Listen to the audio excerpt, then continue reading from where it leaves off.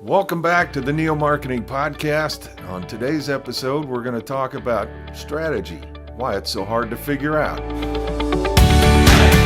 Welcome to the weekly Neo Marketing Podcast, featuring one half of the Golden Group C-Suite, Kyle Golding, and Prince Pritchard, APR, PRSA Fellow.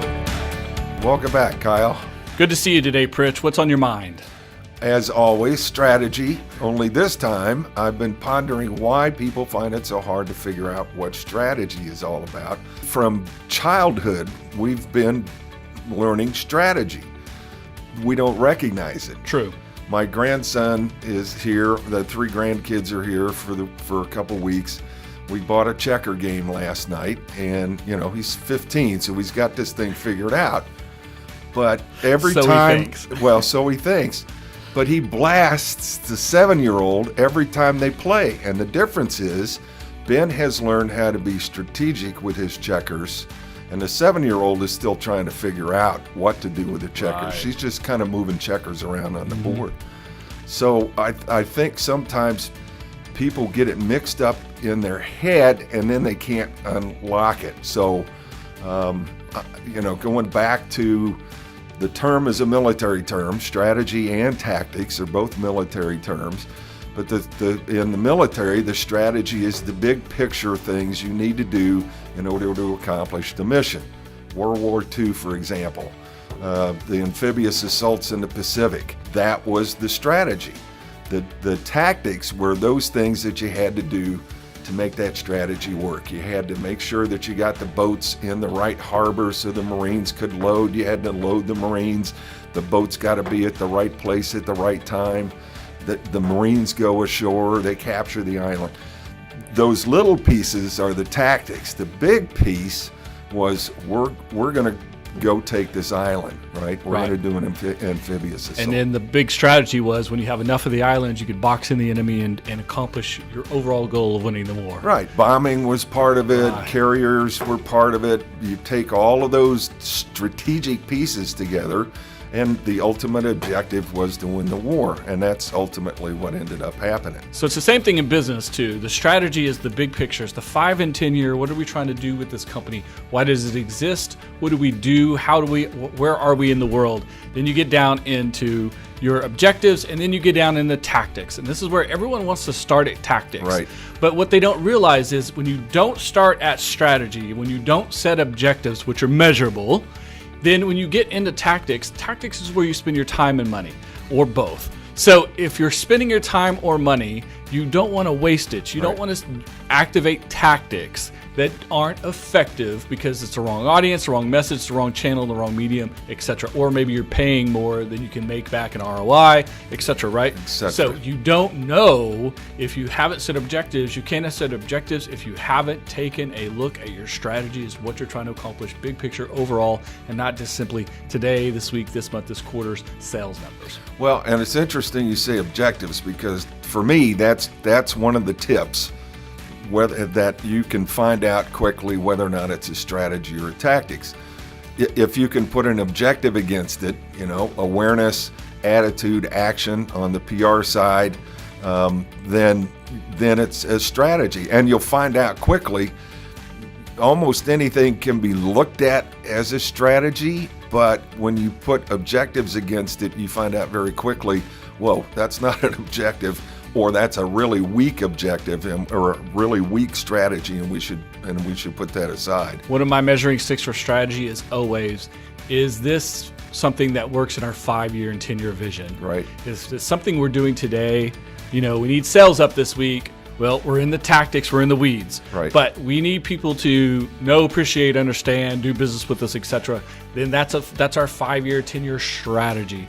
That's why it's one of my pet peeves are all these people calling themselves strategists in the world, right, who are simply planners and executors, which are tactics. Right. So because you're scheduling emails and social media and you're updating a website, those are tactics. That doesn't make you a strategist unless you're activating these tactics because of the objectives you created when you put the strategy together, and all these decisions are based on your long-term goals. That's strategy. The other way I think you can find out whether or not you're being strategic is to turn into a 3-year-old. Why? And I was bemoaning the fact earlier off camera that I hadn't found a good book on strategy. Right. And you mentioned one. It's on my reading list it's now. my favorite book on strategy, of course.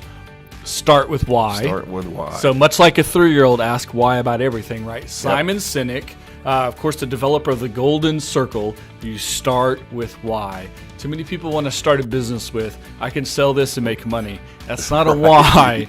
Why does it exist? Why do people care? Why would they engage with your company? Why would they want to create a business relationship with you? These are the whys you need to ask, and that's strategy. That's big picture thinking. Simon Sinek is a brilliant guy. Number one, go definitely get the book. Right. Start with why. But number two, look up his TED Talk, and then look at all his social media. He's a great thinker when it comes to being a strategic mind. I'm onboarding a new partner in Lindsay and Asp. Easy for me to say. Geez, Louise, I can't talk today. And we were talking about strategy yesterday. I think that's one of the things that we really fall short on. So they're going to hear a lot of why. Yes. Well, and so should the client, right? Yes. Business people too quickly want to go straight to, how do I make money? Right. So, when I meet a client for the first time, when I'm doing a speaking presentation, when I'm at a networking event, right? Everyone wants to ask me, what do I do? And what they mean is tactics. Right. My question is, what are you trying to accomplish overall? What is your goal? What is your strategy? They don't want to do the work. But like I said earlier, if you do the strategy work, you create the objectives and you understand your audience and you understand your position. Positioning is the most powerful tool there is in marketing. If you understand all these things, when you actually take the time and money to do your execution via your tactics, you're going to feel really solid about it. And this is the important part too. It has built-in measurement.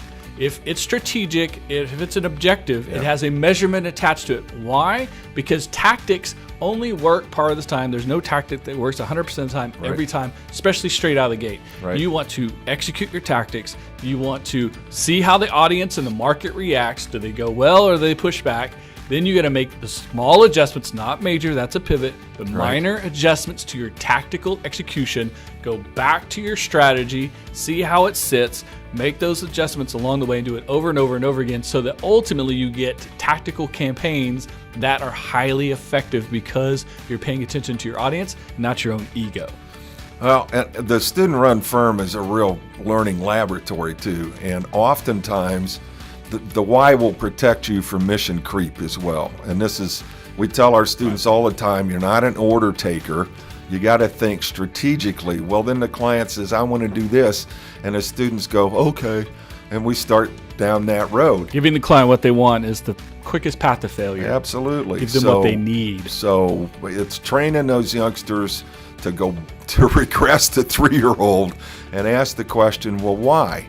Do that. And if they have done the strategy right, then they can point back to whether or not this piece fits into the strategy, the overall strategy, or whether or not it's just a will of the wisp. Just like Simon Sinek says, start with why. Start with why.